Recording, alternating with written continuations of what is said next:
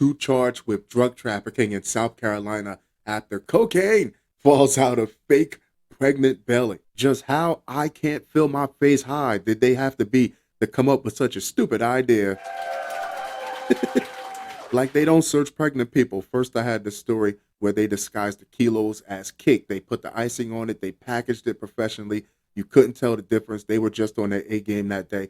Then I had the story where they put the kilos in the tires of an electric wheelchair. That was an honorable mention. This right here, this is definitely not a Boston George moment. Two people were arrested and charged with drug-related crimes in South Carolina after authorities discovered cocaine was hidden inside a fake pregnant belly, allegedly worn by one of the suspects. According to the Anderson County Sheriff's Office on Sunday, its Special Investigation Division and Directed Patrol Unit were conducting a proactive patrol along Interstate 85 last month when deputies pulled over Anthony Miller and Cemeka Mitchem. I don't know if they were a couple, keyword were a couple, because she looks like she told him 1,000 times this was not going to work. I told you, just put it in the trunk and drive like you got some sense. We'll be fine. The sheriff's office said deputies became suspicious when Miller and Mitchem gave conflicting information about Mitchem's alleged due date. Because if you're going to plan to walk around like you're due any day now, because that's what the belly made her look like she was ready to pop at any second, the least you could have did was came up with a due date.